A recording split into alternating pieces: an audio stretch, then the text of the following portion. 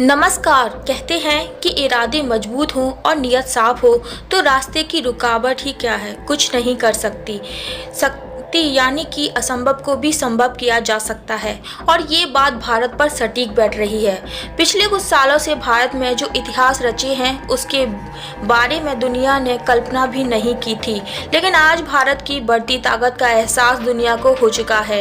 यही वजह है कि पूरी दुनिया में भारत का दबदबा बढ़ता जा रहा है और ऐसी खबर सामने आई है जो हर भारतीय का सीना गर्व से चौड़ा करने वाली है और भारत के दुश्मनों का बीपी बढ़ाने वाली। जी हाँ, अब वो सपना पूरा होने वाला है जिसका भारतवासी दशकों से इंतजार कर रहे थे, क्योंकि अब भारत को सुपर पावर का दर्जा मिलने वाला है। सही सुना आपने, इसके संकेत खुद यूनाइटेड नेशन जनरल असेंबली के अध्यक्ष ने दे दिए हैं। अध्यक्ष ने भारत के बारे में दमदार बात कही है। उन्होंने कहा है कि उनसे यानी कि यूनाइटेड नेशन सिक्योरिटी काउंसिल में सुधार के लिए भारत हमेशा से ही एक्टिव रहा है और इसमें भारत की अहम भूमिका रही है।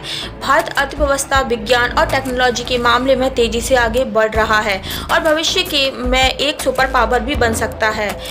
और यही नहीं रुके, बल्कि इसके बाद उन्होंने जो कुछ कहा उसने पूरी दुनिया में खलबली मचा दी है। उनके अध्यक्ष ने भारत को यूएनएससी का स्थायी सदस्य बनाने के लिए भी उन्होंने कहा है कि यूएनएससी को बेहतर प्रतिनिधियों की आवश्यकता है और भारत इसके लिए बेहतरीन है।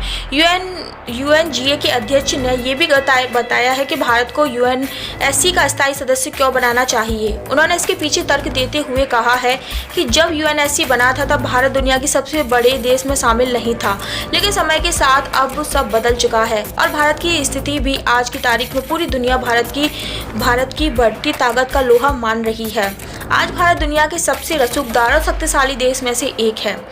अध्यक्ष ने यह भी कहा है कि भारत विश्व शांति और कल्याण में अहम भूमिका निभा सकता है।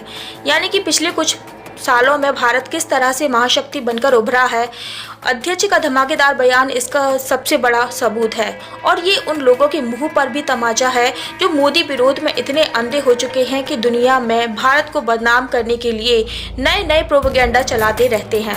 अब ये भी जान लीजिए कि यूएनएससी में स्थायी सदस्यता मिलने के बाद भारत की शक्ति कितनी बढ़ जाएगी और ये चालबाज चीन पर कितना भारी पड़ेगी। दरअसल संयुक्त राष्ट्र सुरक्षा परिषद यानी कि यूएनएससी में स्थायी सदस्यता देने की मांग भारत कई साल से करता चला आ रहा है।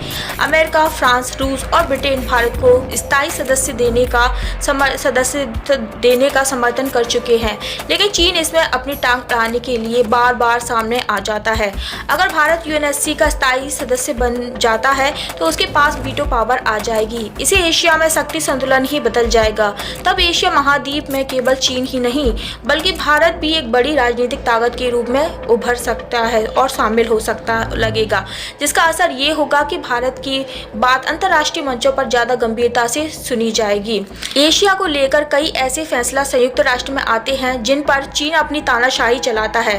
पाकिस्तान भी चीन की आड़ में ऐसे खेल खेल रहा है जो दक्षिण एशिया के लिए खतरनाक बनते जा रहे हैं, लेकिन भारत को स्थायी सदस्यता मिलने पर चीन ऐसा नहीं कर पाएगा। आइए अब आपको बताते हैं कि क्या है सुरक्षा परिषद में फिर कोई प्रस्ताव आता है और कोई एक स्थायी सदस्य देश उसके प्रस्ताव पर सहमत नहीं हो तो प्रस्ताव पास नहीं हो सकता या अमल में नहीं आ पाएगा। यानी कि किसी प्रस्ताव को अगर सुरक्षा परिषद में पास होना है तो उसके 5 स्थायी सदस्यों की सर्वसम्मति जरूरी है।